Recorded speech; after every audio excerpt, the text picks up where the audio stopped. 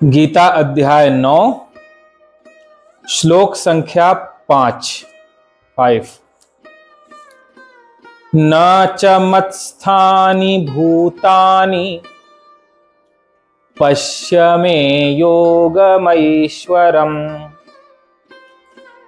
भूतभृन्न च भूतस्थो ममात्मा भूतभावनः।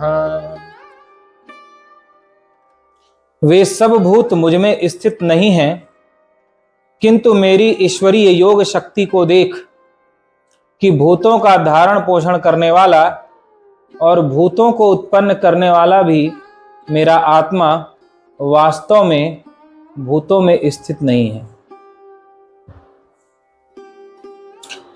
इस श्लोक की गंभीरता को हमें जानना चाहिए। बड़ा महत्वपूर्ण श्लोक है। 9वां अध्याय राजयोग कहलाया। ब्रह्मर्षि वेदव्यास जी ने राज विद्या राजगुह्य योग कहा, यानी राजयोग कहा, और इसकी महिमा स्वयं भगवान ने अपनी मुख से गाई। समस्त विद्याओं का राजा है, सभी योग का राजा है, साधन में अति सुगम है, गोपनीय से भी अति गोपनीय है, सतपात्र को प्राप्त होता है, इसे धारण करने के बाद कुछ धारण करना बाकी नहीं रह जाता, इत्यादि इत्यादि। जिसमें ये 2 श्लोक बड़े महत्वपूर्ण हैं, 3रा और 4था तथा 5वां 3 श्लोक, जिसमें 4था और 5वां ये दोनों और अधिक महत्वपूर्ण हैं। आज रात्रि में अपने आप अंतर जगत में इसकी व्याख्या हो रही थी।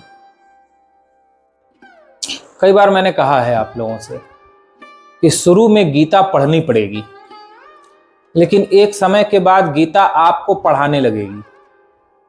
शुरू में अर्थ सीखना पड़ेगा, लेकिन आगे चल करके गीता का हर श्लोक स्वयं ही आपको अपने अर्थ बताने लगेगा।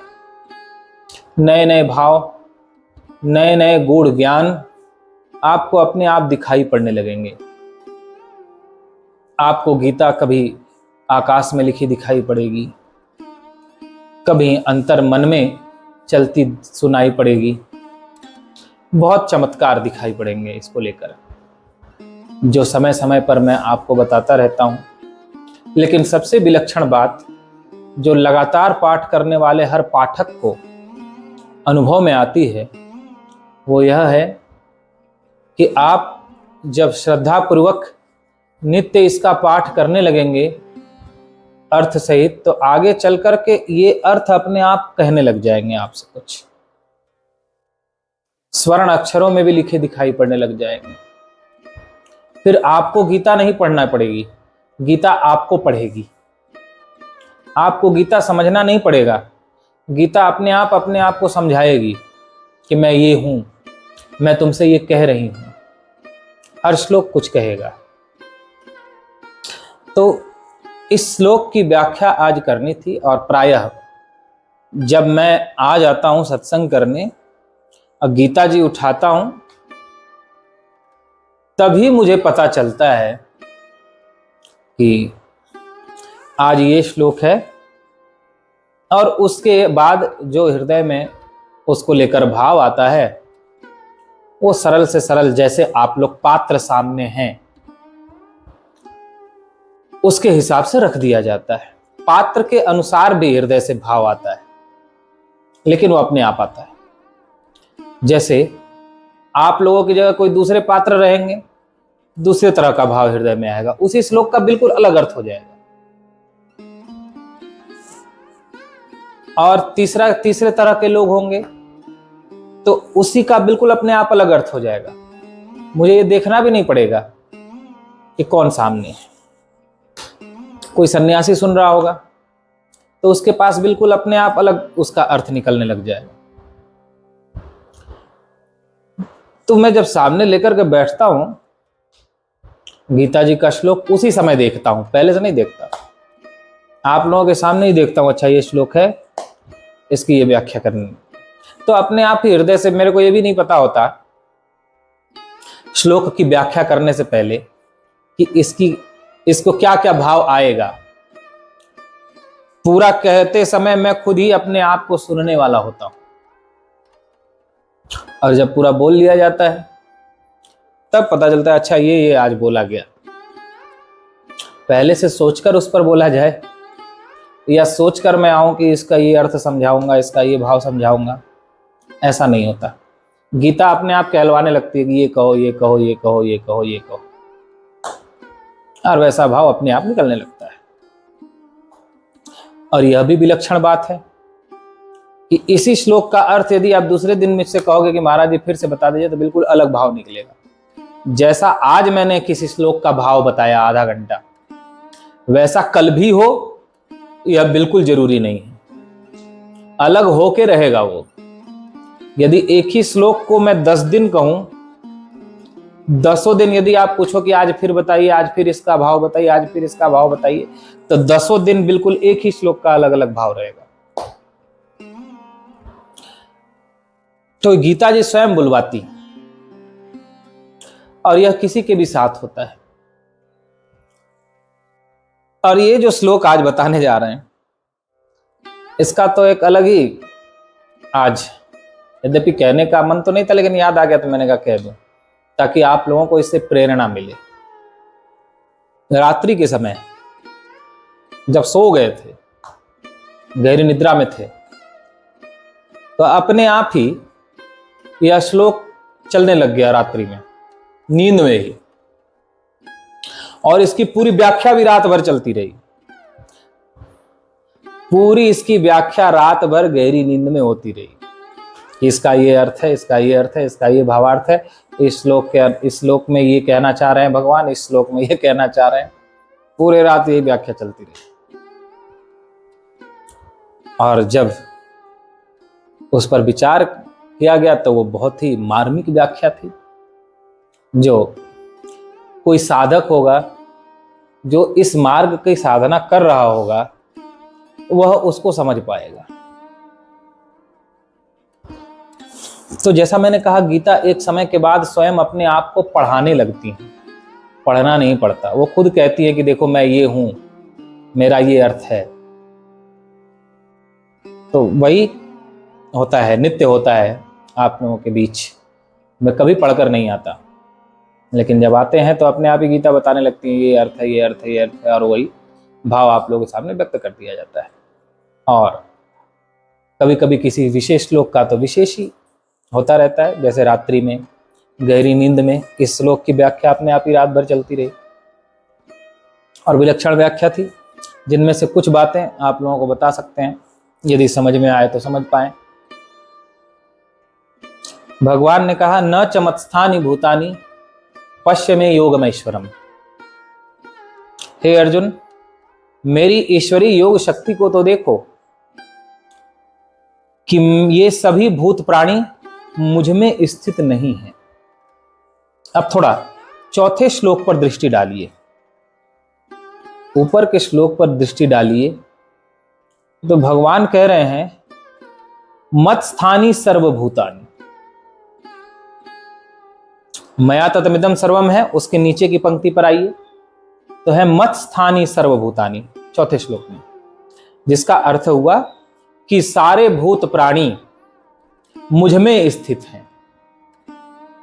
मत स्थानी यानी संपूर्ण जगत, जगत के सारे प्राणी पदार्थ, जगत के सारे जीव, ये सब मुझ में निवास करते हैं, ये सब मुझ में स्थित हैं। इसका ये अर्थ हुआ। अब लेकिन जब आप 5वें श्लोक में आते हैं तो भगवान ठीक इसकी उल्टी बात कहते हैं, न च मत स्थानी भूतानि, सारे भूत प्राणी मुझ में स्थित नहीं है। तो दोनों विपरीत बातें हो गई। ऊपर के ही पंक्ति में कह रहे हैं, मत स्थानी सर्वभूतानि, सारे भूत प्राणी मुझ में स्थित हैं, लेकिन मैं उनमें स्थित नहीं हूं। तो फिर नीचे के उसमें कहते हैं, न च मत स्थानी भूतानि, मैं समस्त भूत प्राणियों में स्थित नहीं हूं। अब इसमें दोनों बातें समझ लेने जैसी हैं। जो भगवान कह रहे हैं मत स्थानी सर्वभूतानि, यानी सारे भूत प्राणी मुझ में स्थित हैं, तो भगवान, और दूसरा जो कह रहे हैं न च मत स्थानी, मैं उन भूत प्राणियों में स्थित नहीं हूं। ऊपर कह रहे हैं सारे भूत प्राणी मुझ में स्थित हैं, और फिर नीचे कहते हैं कि सारे भूत प्राणियों में मैं स्थित नहीं हूं। इसका यह अर्थ है कि भगवान के संकल्प से या भगवान से सारे भूत प्राणी उत्पन्न तो हुए हैं, या निराकार सर्वव्यापक से यह संपूर्ण व्यक्त जगत प्रकट तो हुआ है, निराकार से साकार तो हुआ है। भगवान कहते हैं ये सब मुझ में तो हैं, लेकिन मैं इनमें नहीं हूं। समुद्र में लहरें उत्पन्न होती हैं, तो लहरें समुद्र में तो हैं, लेकिन समुद्र लहरों में नहीं है। लहरें समुद्र में तो हैं, लेकिन समुद्र लहरों में नहीं है। आभूषण स्वर्ण से बनते, स्वर्ण से बनने के कारण स्वर्ण आभूषणों में तो है, आभूषण स्वर्ण में नहीं है।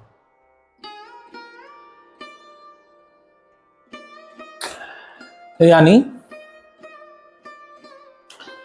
इसको यदि समझने का प्रयास करें तो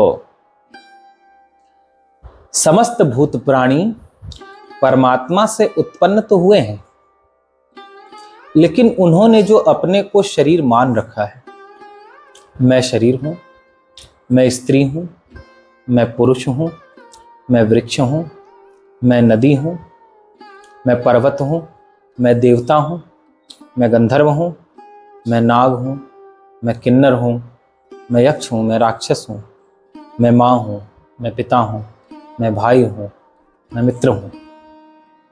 उनकी इन मान्यताओं के कारण जो वो हैं, उसमें मैं नहीं हूं।